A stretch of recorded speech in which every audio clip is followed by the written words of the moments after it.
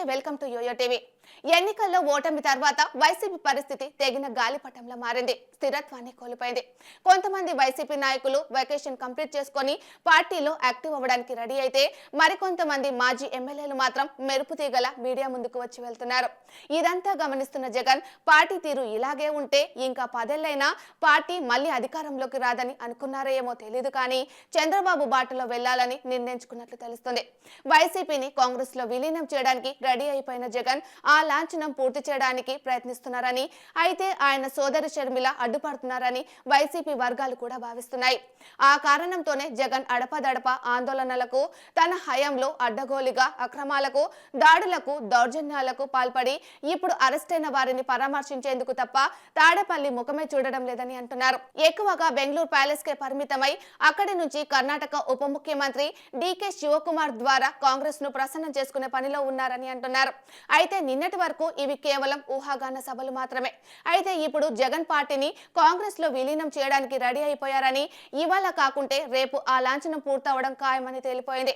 జగన్ విలీన ప్రయత్నాల గురించి ఆ పార్టీ సీనియర్ నేత, స్వయంగా జగన్ కు సమీప బంధువు అయిన బాలినేని శ్రీనివాస్ రెడ్డి కుండబద్దలు కొట్టేశారు. ఏదో లోపాయికారి సంభాషణల్లోనో, వ్యక్తిగత బాతాకాణాల్లోనో ఆయన మాటలు చెప్పలేదు. పార్టీలోని తన వర్గం వారితో ఏర్పాటు చేసిన సమావేశంలో ఆయన మాటలు చెప్పారు. అసలు ఇప్పటికే విలీన ప్రక్రియ పూర్తయి ఉండేదని, కానీ జగన్ సోదరి షర్మిల గట్టిగా అడ్డుపడటంతో అది వాయిదా పడిందని బాలినేని చెప్పారు. ఇప్పుడు కాకపోతే రేపు, ఈ ఏడాది కాకుంటే వచ్చే ఏడాది వైసీపీ కాంగ్రెస్ లో విలీనం కావడం ఖాయమని ఆయన కుండ బద్దలు కొట్టినట్లు చెప్పారు. గతంలో వైఎస్ఆర్ తెలంగాణ పార్టీ కాంగ్రెస్ లో విలీనం అవ్వడానికి కూడా డీకే శివకుమార్ మధ్యవర్తిత్వమే కారణం. ఇప్పుడు జగన్ కూడా సోదరి బాటనే అనుసరిస్తూ వైసీపీని కాంగ్రెస్ లో విలీనం చేసేందుకు ఆయనే ఆశ్రయించారు. ఆయన నుంచి సానుకూల స్పందన వచ్చిన షర్మిల అభ్యంతరం కారణంగా విలీన ప్రక్రియకు బ్రేక్ పడిందని బాలినేని చెప్పారు. తనపైన సిబిఐ, ఈడీ కేసులతో పాటు బాబాయ్ మర్డర్ కేసు కూడా వేలాడుతూ ఉండడంతో జాతీయ పార్టీ సాయం లేనిదే బతికి బట్ట కట్టడం కష్టమని జగన్ భావిస్తున్నట్లు కనిపిస్తోంది. కేంద్రంలో బీజేపీ నేతృత్వంలోని ఎన్డీఏ ప్రభుత్వ మనుగడ పూర్తిగా భాగస్వామ్య పక్షాలు టీడీపీపై ఆధారపడి ఉంది. సొంతంగా పూర్తి బలం లేని బీజేపీ ప్రభుత్వ మనుగడ విషయంలో తెలుగుదేశం, జేడీయూలపైనే ఆధారపడి ఉంది. బీజేపీ అయితే జేడీయూ కన్నా తెలుగుదేశం పార్టీనే విశ్వసనీయ ప్రతిపక్షంగా భావిస్తుంది.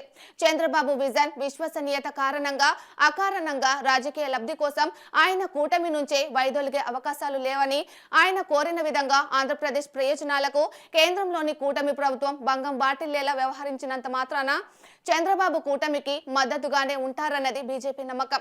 ఆ కారణంగానే జగన్ కేసుల నుంచి రక్షణ విషయంలో బీజేపీ ఏమాత్రం సహకారం అందించే అవకాశాలు లేవు. అదే సమయంలో బలమైన ప్రతిపక్షంగా అవతరించిన కాంగ్రెస్ పంచన చేరితే తనపై కేసుల విచారణ వేగవంతం కాకుండా కేంద్రంపై పొలిటికల్ ప్రెషర్ తీసుకువచ్చే అవకాశాలు ఉంటాయి. ఈ ఉద్దేశంతోనే జగన్ వైసీపీని కాంగ్రెస్ లో విలీనం చేసేందుకు తహతహలాడుతున్నారని పరిశీలకులు సైతం విశ్లేషిస్తున్నారు.